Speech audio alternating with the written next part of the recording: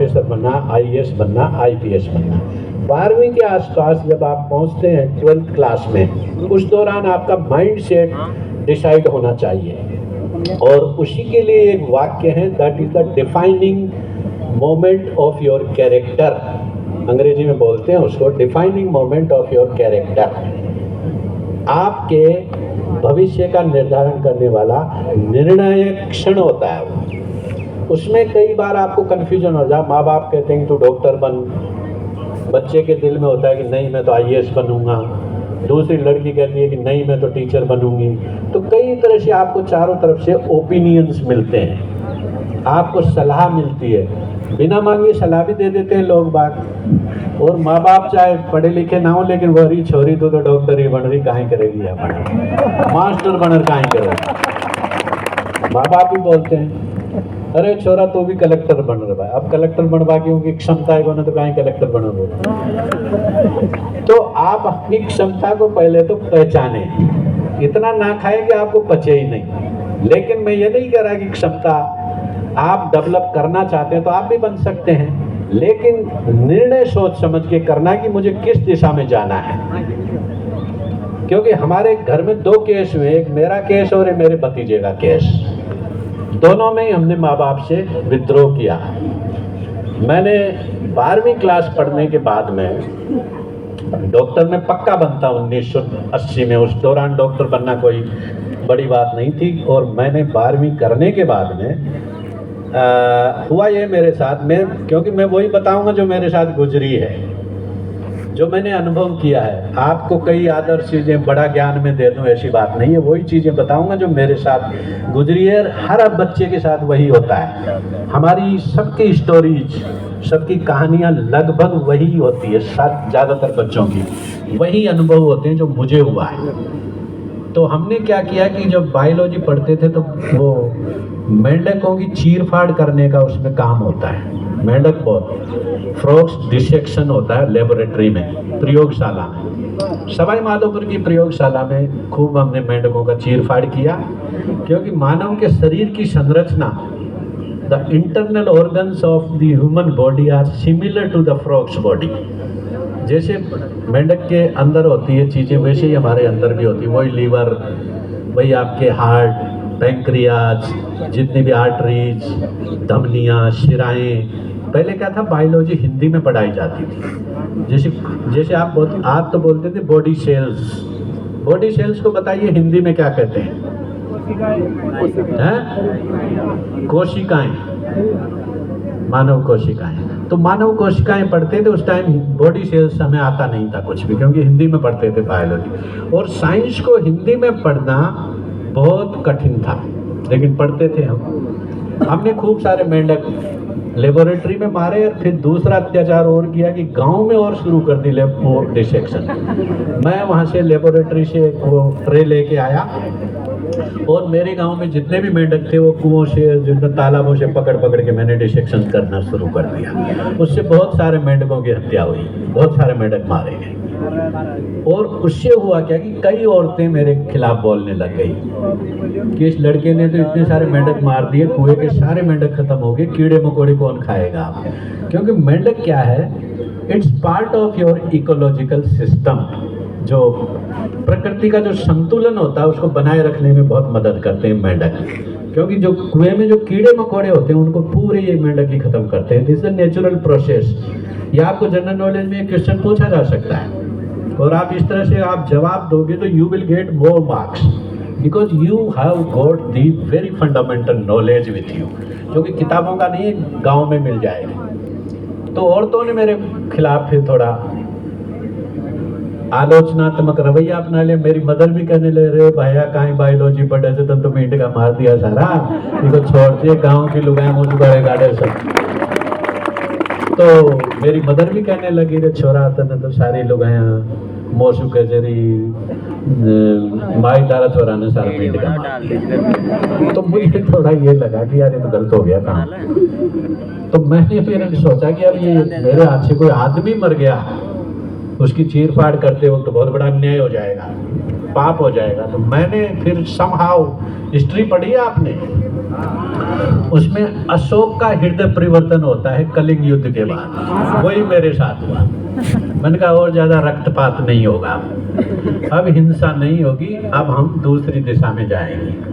क्योंकि मेरे हाथ से अगर आदमी मर गया तो मैं खुद फिर कैसे शांति मिलेगी। तो मैंने फिर I change my heart and I decided to switch over from biology to arts.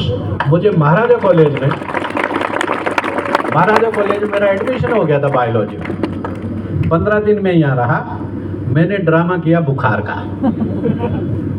और वापस मेरा एक बैग था छोटा सा, एक वो उस टाइम कोई अच्छा वो तो मिलता नहीं था, सूटकेस बोरी का एक बैग था, उसमें भरी किताबें कपड़े, और वापस मैं तो बस में बैठ के अपने गांव में पहुंच गया। माँ बाप देख के दंग रह गए कि लड़के ने क्या किया, ये तो वापस आ गया। मैंने कहा मुझे डॉक्टर नहीं बनना है, और मैं तो जयपुर में रह नहीं सकता। उस ज़माने में कोई नहीं था यहाँ, मैं जानता नहीं किसी को, एक कमरे में मुझे रख दिया गया। तो मैंने सोचा यहाँ मेरा जीवन नहीं चलेगा, मुझे डॉक्टर नहीं बनना है। क्योंकि गांव में रहने का शौक था, अपने दोस्तों के साथ उधर सारे दोस्त मिलना जुलना। अब यहाँ अकेला डॉक्टर बनने के चक्कर में कहाँ तक पड़ा, मैं तो बीमार हो गया। मैंने छोड़ दिया बायोलॉजी। मेरे को मेरे पिताजी ने 2-4 तो मारी थप्पड़, और 6 महीने तक बात नहीं की, लेकिन मेरी मदर ने बचाया मुझे। क्योंकि मदर तो हमेशा ही बहुत काइंड होती है, दयालु होती है। अरे न बनाओ हमारा छोरा को डॉक्टर थे तो पीटो मत ही गुराबा जैसे। और फिर मैंने भैया कॉलेज में गया सवाई माधोपुर, और मैंने आर्ट्स सब्जेक्ट ले लिया। आर्ट्स हिस्ट्री, सोशियोलॉजी और पॉलिटिकल साइंस। वो मेरे जीवन का टर्निंग पॉइंट था। तो वो जो क्षण होता है वही टर्निंग पॉइंट होता है आपका। क्योंकि मेरा मन नहीं लगा बायोलॉजी में, क्योंकि इससे पहले हमारे बड़े भाई साहब आईपीएस बन चुके थे 1977 में। और वो जब आईपीएस बने थे तो उनको घोड़े पे बैठा के पूरे गांव में उनको जैसे लाडा की निकासी निकाला था, जैसे उनको स्वागत है। तो भाई साहब का खूब स्वागत हुआ, लेकिन बाबरा डॉक्टर इंजीनियर गाँव में से बना जो कोई भी स्वागत न करे चाहो।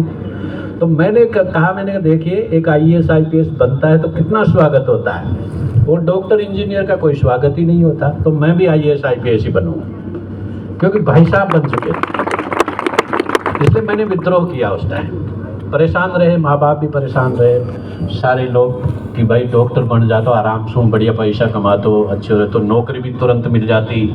अब अगना आईएएस बनोगे न बने से झूठ बोल रही हो कि आवारा गिरदी कर पाए चलिए वापस।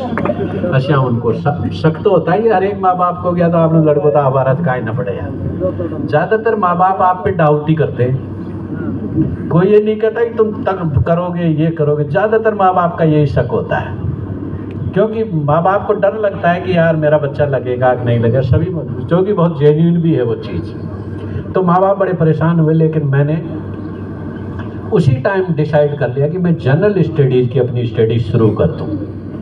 तो भैया हमने बीए भी साथ साथ किया, गाय भैंस बकरी भी चराई हमने बीए तक। ऐसा नहीं कि हमने काम नहीं किया, ये आपको सबको करना चाहिए। गाय भैंस बकरी घर में काम करना, खेती करना, ये कोई बिल्कुल ही आपको पढ़ाई से नहीं रोकता है। आप बजाय जिम में जाने के वहाँ जाके वो खेत में काम करो ना, जिम में जाने की आपको ज़रूरत ही नहीं। तो वो हम करते करते हमने बीए किया, और 12वीं क्लास से मैंने शुरू की अपनी जनरल स्टडीज़ पढ़ना। ये मूल मंत्र आपकी सफलता का एक और मैं बता दूँ, आपको जितना जनरल स्टडीज़ करोगे, जनरल नॉलेज की जितनी पढ़ाई करोगे, उतना ही आपके व्यक्तित्व में निखार आएगा, आपका आत्मविश्वास बढ़ेगा, और आप कहीं नहीं रुकोगे। इसलिए मैं उस टाइम फिर भाई साहब को बोला कि मेरे को जनरल स्टडीज़ की किताब ला के दीजिए। भाई साहब दिल्ली पुलिस में थे, प्राइम मिनिस्टर के साथ थे उस टाइम। उन्होंने मुझे जनरल स्टडीज़ की किताबें ला के गाँव में ही देना शुरू कर दिया। और मेरी जनरल स्टडीज़ की पढ़ाई जब तक मैंने बीए किया तब तक बहुत पावरफुल मेरी फाउंडेशन हो चुकी थी। पॉलिटिकल साइंस और हिस्ट्री का तो मैं मास्टर था, बिल्कुल पढ़ने का बहुत शौक था मुझे। खूब मैंने उनकी मास्टरी करी, बीए पास किया मैंने सवाई माधोपुर से। एमए के लिए फिर मैं, क्योंकि उस दौरान यहाँ थोड़ा माहौल नहीं था पढ़ाई का इतना बढ़िया, तो भाई साहब मुझे दिल्ली ले गए। दिल्ली में मैंने दिल्ली विश्वविद्यालय से एमए किया। अब अंग्रेजी बहुत कमज़ोर थी उस टाइम, अब दिल्ली विश्वविद्यालय में कोई चारा नहीं था, अंग्रेजी में किताबें पढ़ना शुरू किया। ब्रिज कोर्स बोलते हैं उसको, डायरेक्ट एडमिशन नहीं हुआ। You have to take admission for 1 year in a bridge course to get admission in MA। Bridge course किया, उसमें हम टॉप कर गए। एक तो लड़की थी मेरे साथ, उसका नाम भी मुझे याद है, वो भी IAS बनी, और एक मैंने, हमारे दोनों का कंपटीशन था। मैं को भाई राजस्थान को छोड़ो, जो कमी थोड़ी छोड़ो, तो राजस्थान को नाम तो करना ही चाहिए। तो दिल्ली यूनिवर्सिटी में जा झंडो गाड़ दियो भाई माने। और यहाँ जो नंबर नहीं आए वो नंबर वहाँ आ गए। 65% नंबर हमारे आए और 65.5% तो लड़की के आए। पर लड़कियां तो हमेशा आगे ही रहेगी भाई, पढ़वा में लड़कियां ज़्यादा है। लड़के अगर ठान ले तो लड़के कहीं नहीं टिकते, ये बात ये पक्का है। तो हमने किया, MA किया। MA फर्स्ट ईयर में मैंने पहली बार IAS प्री का एग्जाम दिया, IAS प्री का, और पहले ही अटेम्प्ट में हम पास कर गए प्री। ये ईश्वर की कृपा है। ईश्वर पे जरूर विश्वास रखना, निरीश्वरवादी कभी मत बनना। कौन है सबसे बड़े? आपके ईश्वर कौन है? आपके माता पिता। जिन बच्चों का माँ बाप से, भाई बहन से, परिवार से रिश्ता टूट गया, उनकी जड़ें मान लो बिल्कुल कट गई। रूटलेस वंडर्स जिनको बोलते हैं ना, आप तिनकों की तरह उड़ते रहोगे, कोई आपको नहीं पूछेगा। दोस्त सब भूल जाते हैं 30-40 की उम्र के बाद में। ये दोस्त रहते हैं 20-1 साल तक, जब तक आप बेरोजगार हो तब तक, बाद में कोई नहीं पूछता। इसलिए माँ बाप से, अपने परिवार से, अपने एरिया से आप अपना संपर्क बनाए रखें। माँ बाप को भगवान माने हमेशा।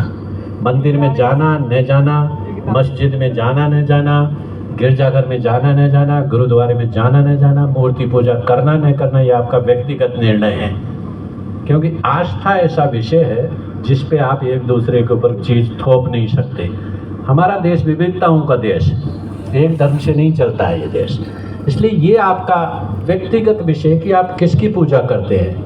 आपने तो भारत में 33 करोड़ देवता, जो जगह जगह देवता पड़े, कोई को ढोक ले एक नंदी की लोडी के भी तलक लगा रहा को भी पूछो शुरू कर दे भाई। तो देवता की तो कमी को ना आपने। इसलिए पूजा उजा के मामले में आप बिल्कुल उदारवादी हैं। हम लोग प्रकृति की भी पूजा करते हैं हम, लेकिन आप विश्वास कहीं न कहीं जरूर जमाए रखिए।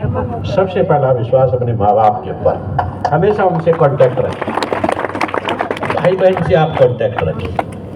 तो हमने हमारे माँ बाप का हाथ जिसके सिर पे है वो कभी असफल नहीं हो सकता, ये मेरा दृढ़ विश्वास।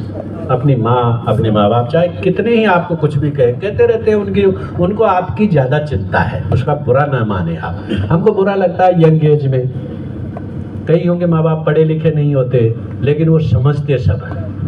उनको चिंता ये होती है कि मेरी बेटी, मेरा बेटा अच्छी सर्विस में जाए। हर एक माँ बाप की चिंता रहती है। आप इस जन्म में आए हैं तो माँ बाप का नाम करने के लिए, कुछ न कुछ अच्छा करने के लिए ही आए हैं। आवारा घूमने के लिए तो आए नहीं। आपको भटकाने के लिए बहुत लोग मिलेंगे, आपके दोस्त भी मिलेंगे आपको जो भटकाएंगे। कई बच्चे तो ऐसे होते हैं जो रात में खूब पढ़ते हैं, दिन में आवारागर्दी करते हैं और दूसरों को और भटकाते हैं। तो भैया हमने पहले अटेम्प्ट में हमने सिविल सर्विस क्रैक किया, लेकिन मेंस में हमारा नहीं हो पाया। लेकिन दृढ़ निश्चय था कि IAS तो बनना ही है।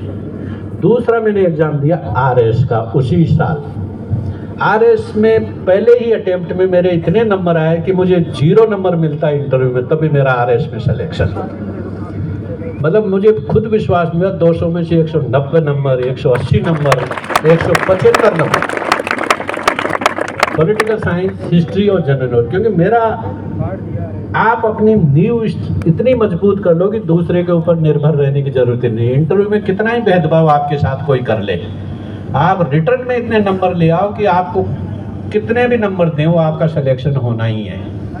क्योंकि इंटरव्यू आपके हाथ में नहीं है, आपके हाथ में आपकी कलम, आपकी नॉलेज। इंटरव्यू में हो सकता है कोई आपकी इंटरव्यू गलत भी हो सकती है। कोई मेंबर है टेढ़ा हो जो आपका चेहरा ही पसंद ना करें, आपकी ड्रेस पसंद ना करें, कभी आपने कुछ बोल दिया तो वो कम नंबर दे दें, वो आपके नियंत्रण में नहीं है। आपके नियंत्रण में है आपका स्वयं का नॉलेज, ज्ञान और कलम।